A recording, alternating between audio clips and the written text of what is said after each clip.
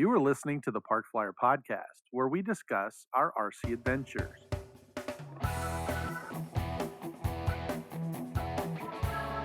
Welcome to the Park Flyer Podcast, where we discuss the ups and downs of the new RC Flyer. Join your hosts, Michael and Jay, as they take flight at the park. Now on with the show. Hey everybody, welcome to the Park Flyer Podcast. I'm Michael from Arizona. With me always are my good friends. Jay from the hills of Texas. And Shannon G and Mesa AZ. And we are so happy to have you here. We always enjoy having our listeners with us. And it's just a quick share and subscribe. That'll help us out. Helps our channel grow. And, constantly we're looking for, comments on our YouTube channel. So join us on our YouTube channel at theparkflyerpodcast.com. Our YouTube, I guess it's a Park Flyer Podcast. And we love to hear from our listeners. It's always exciting. This week, we're going to kind of go over a little bit. AZ Mike has been up in Dallas, and he's been flying his little fingers off at a new field by his house. Don't you mean AK Mike? What did I say, AZ Mike? Yeah. Oh, that's me. No, I haven't been flying my fingers out. That's, AK Mike. Yes, you are correct. AK Mike up in Dallas. You're speaking in the third person again. Oh, no. I am, yep. That's what, I know, right? Anyway, I don't know. My head's not with us today for some reason. But anyway, AK Mike has been flying his little fingers off in Dallas and got a chance to kind of come south and visit Jay. Sure did. And so, so we were excited to kind of hear a field report from you guys. You guys got to meet up and go fly. And some interesting things happen, or what was going on down there? Yeah, so this trip, Mike called me up and said that he had a test that he was going to do. One of the things that he said that he paramotors a lot, right? And he was given a paramotor wing. And so he brought down this older paramotor wing, and I was like, okay, so you got this wing. What are you going to do with it? And he goes, I'm going to make a paramotor out of it. And I go, but it's already a paramotor. How are you going to make a paramotor out of a paramotor wing? And he goes, I'm going to cut up or disassemble the wing. The wing's, it's not good enough to fly a real human being with, but you have all the materials. And he had downloaded plans and everything for, making a miniature or a model of a paramotor. So so he brought it over the house, and I happen to have a few sewing machines that we're not using anymore. Right. So we ended up giving him one, and then my wife broke out some gear because I told him, well, if you're gonna do this, you might as well start on the wing while you're here, and my wife can kind of give you some OJT on the job training, while you're here. So we were sitting there looking at how we're going to take this thing apart. My wife goes, I was like, oh, we'll grab a X-Acto knife and we'll rip the seams out or cut them out or whatever. And my wife goes, they got a tool for that, and I'm like an X-Acto knife, and she goes, no, it's it's a seam, it's a ripper tool or whatever. Yeah. And it's I don't know, it kind of looks like a harpoon. Type of thing is the way a little ball on the end of it. And it's got like a little ball that gets underneath the thread and pulls it into the middle, and that's where the middle part's sharp. So you really, unlike this, if you're not paying attention or careful, you would tend to cut through the material, like right up the material and leave the seam, right? So with that thing, it lets you zip right up the thread and rip that seam out without destroying the material. It minimizes making mistakes. So anyway, my wife gave us, like I said, OJT on that, and Mike and I, we got rid of a panel or two and got it apart, and then we decided to do something else. He came down and gave me this right back here. If you can't see this thing right here, that's my laser, and he was going to help me, get it working. Right. Well, I bought it used. It needed some TLC, and I wasn't exactly sure how to put it together. And so I was like, I might need, another adult to kind of, do you think we plug this in here? Do you think this goes adult like that? Supervision. Yeah. Well, I wasn't going to say adult because come on, kids, don't play with lasers. It's like AK Mike. I was going to say adult, right? With the two of us to get together. But I was like, okay, Well, It never works out. that if the two of us bouncing ideas or, hey, do you think that's safe? Oh, I don't know. Sure. Get it closer to your eye. No. So Right. anyway, we ended up getting it. We got it going. Yay. And then we discovered that, we were having a problem as we're tweaking this thing around that, we got it to laze and we're making like simple patterns and stuff. And then, then we're like, hey, let's cut some cardboard out. And so we're trying to cut the cardboard out. And then 1 minute it wasn't working. And the next thing you know, poof, we're lighting the cardboard on fire and we're shooting right through Trying to burn the house down. trying to burn the house down. And so anyway, we're just wondering what the heck's going on with this thing. And Mike, Mike's kind of bringing up a theory. I was bringing up a theory, and then we're like, maybe the tube's bad. And I was like, yeah, because the guy didn't exactly turn this thing on and show me how it worked or nothing. And I didn't know enough about a laser to say, is it a good tube? How long have you used the tube? Have you abused the tube? Right. And so we were kind of watching this video, and if you turn the laser on, and you pulse the laser, and there's a protective door that goes on there. But if you lift the door up and look at the tube, you can't look at the front of it. That's bad. You got to have laser glasses for that. But if you look at the tube, you'll see this like fluorescent glow that'll go through it, and it'll be this the gas that's in there will getting energized. Right. And so as we're looking through there, we noticed as it got down to the end where it goes through the lens, it started shooting off. It's doing all this weird patterns. You remember the the science fiction shows where they have that thing where the electricity would go up the Oh yeah, those are Tesla coils. Tesla coils, Yeah. right? So it was doing that in the tube, and we're like, well, that's kind of hard to focus that beam if the things are going at the end of the Right. tube, not going through the lens. So we kind of figured out that the tube in order to get the tube to fire, like we had it turned down way low, and Right. it wouldn't mark anything, and then we turned it up, and then it would laze through the metal through the door. And so we figured out that we had to overdrive the tube in order to get it to fire. Which, yeah, that's you a know, bad which isn't tube good. right there.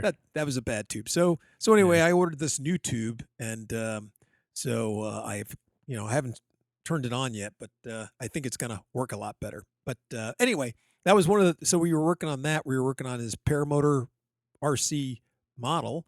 And then we were trying to decide which pod he was going to use, so we're looking over things like that. And then we're talking 3D printing stuff, which pod he was, he wanted to attempt to do. So that was kind of interesting. That was fun. And then of course we actually got to fly. Yeah. He brought down a couple of planes, and of course he also has the UMX Crescendo model. And we went out there, and man, that little plane is a ball, especially with two Mhm. guys flying. They're each of their Oh, own yeah. planes, and we were catching thermals and flying with the buzzards, and that was a lot of fun. We had buzzards coming over, and we were jetting around with them, and that was a lot. Yeah, we had a really good time. Now, he also brought out what he calls the Orange Bomber, which was his birthday gift, and it's basically a Polaris clone, but it's in neon orange. And I was like, oh, this will be great because Mike won't be able to lose this plane or have a problem like, oh, where'd he go? I can't see it, or. Well, did you put any markings on it? Yes, I put a piece of tape right here, on the On the tail. top. Yeah, on On the the top. top. What? Where I can What, see it. That's where you put the tape? No, I didn't say tape as in plural. No, a piece of tape. Dink, I was like, was there a tape shortage? So anyway, It's a tape short. Hobby Lobby was out. they were out. So anyway, we got out there, and I'm thinking, oh man, you won't be able to. Now the thing was that orange did pop, but once again, it was a monotone color, and Right. if you got it a ways away, even though you could see it, you would lose orientation because there was nothing else on the plane to really help you know if the plane was upside down. You're flying like Right. this, as opposed to level. So he basically then was like, hey, do you have your air compressor? Maybe we'll go ahead and paint it. And I'm just like, it's probably in a box. I'm not sure where it's at. And he's like, "Oh, well, okay." And I was like, "Well, I still have paint. We can, do it the old-fashioned way and just paint it on there." And he's like, "No, I don't want to do that." So anyway, he's I think it kind of convinced him to once again paint his model. He was kind of getting excited about painting it and some other colors or putting a couple of stripes or checker marks or something on the plane, to give us to Good. break it up so we could tell, if he was flying upside down, if it did something squirrely. But anyway, I got to fly the plane, and as always, it flies just like a great little Polaris. Um, Right. so I think I may pick one up myself because that little one's kind of fun. So you know, I definitely enjoyed it. But That's funny. but luckily we didn't. We had no crashes. We didn't lose any planes. Nothing caught on fire. Um, Yeah. the only other problem he was having with you gave him another UMX, the The biplane, pits. the pits. Yeah. So the only problem the pits was having, he couldn't go full throttle. It was like he lost the calibration on the throttle. Oh, yeah. So if he went full throttle, it would stop. And so it was almost like, like the battery had peaked or not peaked, but the Yeah. battery, he overvolted it or undervolted it. Low voltage. Yeah. Low voltage. And then the way to get the motor was you had to, off to off, and then you can go back and fly it again, like half throttle. And so it was acting like that, but we just charged the batteries. And It happens with those UMXs Mhm. a lot because I have the Citation and I have one battery. It doesn't matter if I charge it 100%. After I get in the air, it just starts that pulsing. Mhm. Yeah. So okay, it well, happens.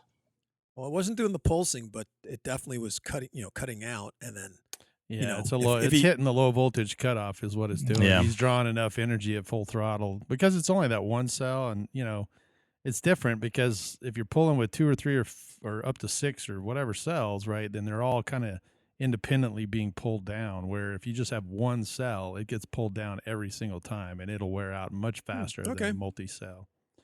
But that's probably what Yeah. probably need to Well, get from him what some like I said, from my point of new view, batteries. it was like I said, the escape had not escape, the ESC had ESC. lost it had lost the calibration to it, and it was just having problems. So Well, he could have anyway, recalibrated and see, but I guarantee it's probably the battery because I've had that happen as well. And you fly them, especially if you're flying full throttle, which a lot of guys do, because it's such a small battery and you want max performance out of it. So going back to your original thing though, the seam ripper, I have flashbacks because my mom had a business when I was a young child for upholstering furniture. mhm. And that was my brother and I's job was to sit down. And she'd sit us down with that Okay, little thing. child And labor. she'd say, This "Okay, story tick, should tick, be tick." good. Yeah, you know what? It was back in the '60s, so what can I say? It really didn't have child labor laws back then, I don't No. think. But yeah, my brother and I would have to go in there, on couch or recliners or whatever she was upholstering. Would have to take all the old fabric off, and so he and I'd be in there like click, click, click, click. So as soon as you as soon as you said there's a tool for that, I just had flashbacks of me sitting on the floor with this thing, taking all the seams out. I'm like, I know exactly what that tool looks like because I had it in my hand for many years. But it was always Okay. fun helping my mom, though. So I do Okay, know well, that what. story's pretty good because I was expecting you to go, your poor brother. Well, there I was with the seam ripper, and he smacked me with the Yeah, towel, and yeah. I went up behind him and I went Uh, to rip the seam in his pants, and I. Stab him in the neck. No, no, it wasn't that. It actually, the sharp part where it made that hook on it, that's where the little ball was, so you didn't cut yourself or stab yourself with yeah. it. So yeah, it was pretty funny. But so he took an actual canopy from a real paramotor, right? Like so that's the big one, and then he's Yeah. just using those with panels. And I, Mhm. I know he's been emailing us and kind of texting us some info where he cut all of that out with your laser, or did he No, do it all by hand? he did it all by hand. So he just drew it all out, the Yeah, so ribs he and stuff. went. He was talking to me about it, and I said, "Well, when I was doing a lot of Blue Core models, and you can get the Right? PDF for it, and I go, Yeah. well, run down to down to Kinko's or whatever, and tell them you want a full size plan. Don't print Right. out the print, because they're pretty big, the panels. Yeah, yeah, yeah. Because Right. at first, I'm thinking this thing was only going to be, I don't know, like maybe 3 feet across or a meter across, and he's building like he's building a quarter, like I would say almost a Oh, quarter quarter scale scale. Yeah. Wow. sized, thing. So so I said, so don't go and print these out yourself and then put them all together and then tape them, tape them and then cut them out. I said, don't, just go to Kinko's. Right. It'll make your life so much simpler. So he went to Yeah, Kinko's. absolutely. He went ahead and printed them out full size plans, and he cut those out. And then, so now he has his templates to cut out the rest of the panels. And that's where Oh. that's where he was writing, oh man, this is going to, between that and the sewing, this is going to take a long time. And I'm like, didn't you kind of realize that the project that you were getting yourself into? Yeah, if you did it 1/82nd scale, would be one panel. You just sew it all together. Just cut out one panel and hang it on there and be like, I'm Oh, yeah. done. But that's exciting, and when he gets finished, I'm sure it'll be awesome. Yeah. Have a little jetpack or whatever in the back, or the weed eater motor, whatever that is, he's going to do it. How do you launch something like that? Well, Do you know, okay, Shannon? so I do, because Bob Ruff's got a couple of those little paramotor gliders Right. thing, and he powers it up and he kind of like flings it, and then it'll like the air gets caught, in the foil, and then Yeah. it finally just kind of just starts to float, with the power and get gets the momentum going and the lift, and but it's not an exact science, so I don't know how the real guys I see, they kind of do, like they kind of take a run at it, doesn't it Yeah. seem like? Yeah. Yeah. yeah, you can And hold there's it. The way I've seen most guys do stuff like that is they'll hold it like above their head a little bit, and like, not like they launch it like a regular plane, but they'll have the canopy sitting below them, and it's almost like they kind of do a circular motion to kind of get it inflated. They start the That motor, makes like you sense. said, yeah. kind of bring it up over their head like they're throwing a baseball. And when Right. they do that, the canopy inflates, and as it inflates, now here's the tricky part. So as the canopy inflates, you got your hand on your transmitter, and you're slowly advancing the throttle to about, not full power. Full power and those models, disaster. So it's like you get it up to half, and then you launch it, and then as the plane, just so when you let go, it's like level, and it'll fly level for a while, getting speed. Once it gets up to speed, then you slowly raise the throttle, and then you can climb out. But you don't go full throttle and then do the overhand maneuver. It's just too much. That it'll go up. It'll like jet up and stall. Will it cartwheel, like do a little somersault kind of thing? No, it does. It doesn't have that much. Well, I mean, if I owned one, I'd put a Hemi in it. I want power. But anyway, More power. He But I'm puts a just thinking- 6-cylinder. Hey, I got this one. I need some help lifting it though. so it also Chainsaw depends. motor on the back. It kind of depends on the style that you're doing. If you're doing like a cart, you can actually put the canopy up, and they're I forgot what they call them. In the cells, they have a rigid material that keeps the cells open, and yeah. you can kind of sit them up. You can make it sit up. So you open up your canopy behind your a little cart. Yeah, like you said. And then the cart will accelerate into the wind, and it'll pull it up, and then you can take off like you're like a plane, But that's still, like you said, it's not an exact science. It's it's a little juke and a little whatever to get it all, everything to happen right at the same time. So I think the hand launch is the easiest or most successful way to launch those things. Does it have a cage on the back of the propeller like a real one though? Because I can only imagine if that thing doesn't have one and you're flinging it over. And how come there's not like a bunch of amputee dudes out there trying to fly these things around? Because I don't know. That propeller's like you're missing your whole. Can you help me launch this? I built a special rig just to launch it with my arm.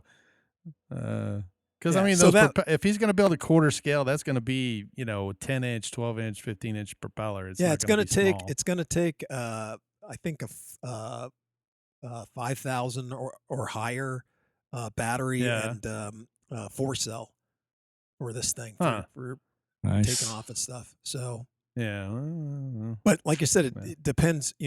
I'm pretty sure the type of canopy, or not canopy, the kind of what do you want to call it? A capsule that's going to hold all that stuff.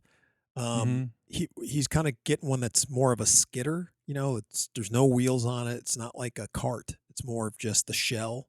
Has little skids on it at the bottom. Yeah.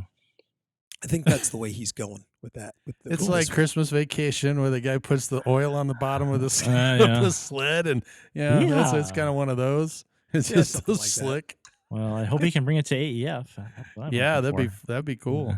Hopefully, I know he's been sending us text messages with photos that he's working. I mean, it's coming along really nicely. So I'm sure.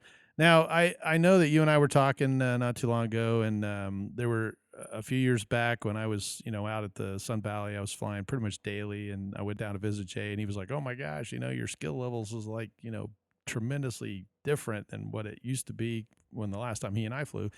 And I think you were saying something like that about Mike too, that his confidence has gone up. And because when he first got that orange, the bomber, we bought him a gift, and he flew it and was like, "Oh, this sucks," and then he flew the other one and lost it in the tree. And I think he was a little discouraged, but it sounds to me like he's found this place, and he's out there flying pretty regular. And I talked to him this morning, and he was going to the field. He's been, anytime if I reply to him or send him something early in the morning, he'll call me up, and I'm like, "Are you driving?" He's like, "Yeah, I'm heading out to the field." So that's awesome. So normally when he used to do that, he would be doing the paramoting thing, but he had hurt his back, so he's kind of taking a little hiatus from doing the paramotoring until his back is a-okay, and he's been just flying. He's been flying every morning, Yeah, nice. And definitely his skills. He definitely had more confidence when he came down this time. Oh, good. So good. We like to hear that. Yeah. Oh yeah, definitely. Because like I said, the last time makes it more fun.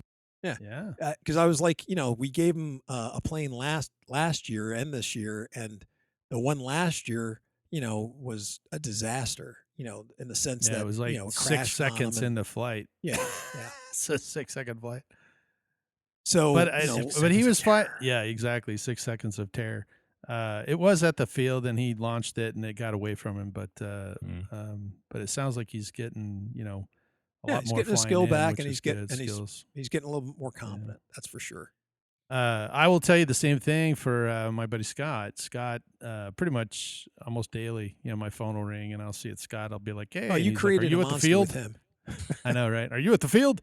I'm like, "No, I'm sitting in my office." He's like, "I got to go to work." "Get to the field." You got, right? He goes, "No, get to the field. That's where I'm at." I'm like, "Holy smokes, dude!" But he called me yesterday. He was headed out to the turbine field to kind of check it out, get ready for that. So he's super excited. He bought a 33 Shooting Star. I think he bought one of those. And then he's been flying it around. And then he just bought another EDF. Matter of fact, he called me because he was trying to program it and couldn't find where the flaps were.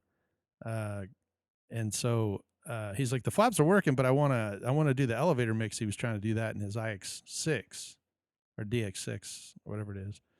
And so I had to have him go in there and change the, for the flap setting on it. But I was like, "I thought you had I thought you had the Shooting Star all set up." And he's like, "Oh, this is an F-18. So he's already bought a Heat Flight F-18. I was like, "Where'd you get that?"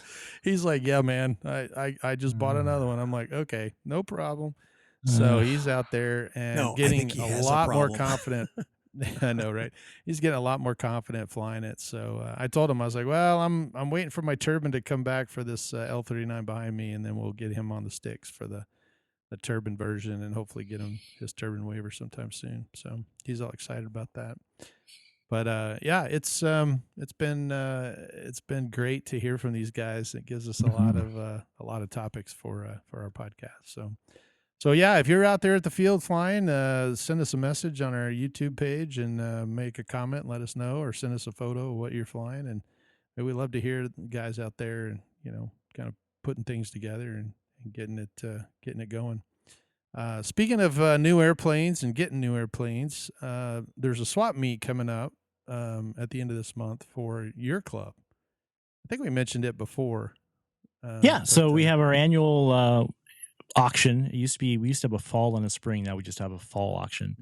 And we've been having it pretty much on the same weekend for as long as you remember, the first weekend of November for like 30 years at least.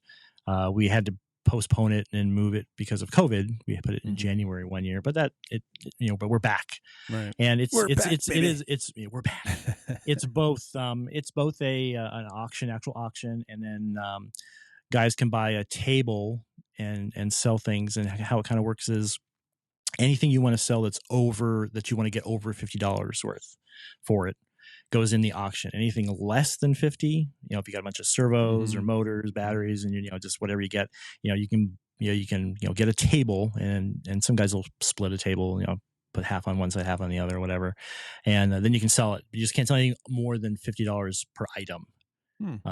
On that. So it's just kind of a way to keep it separate. So if you got a bigger item, you can put a reserve, or you can do it no reserve.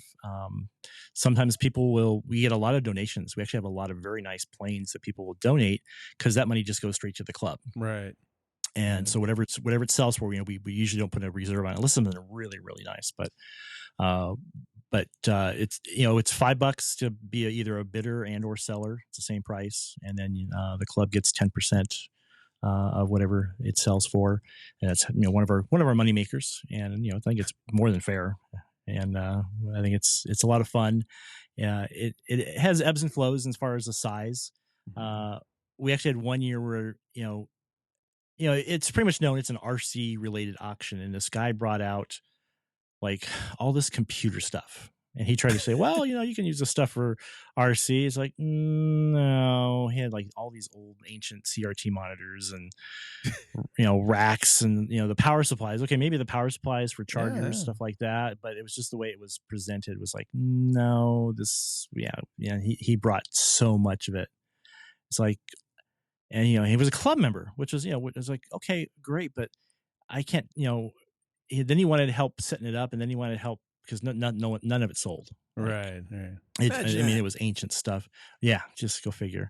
And so that was a long time ago, but it's a lot of fun. Matt Ventura, good friend of the show, he's been putting it on for years, and I think he's actually going to step down after this year. So I don't know who's going to run it.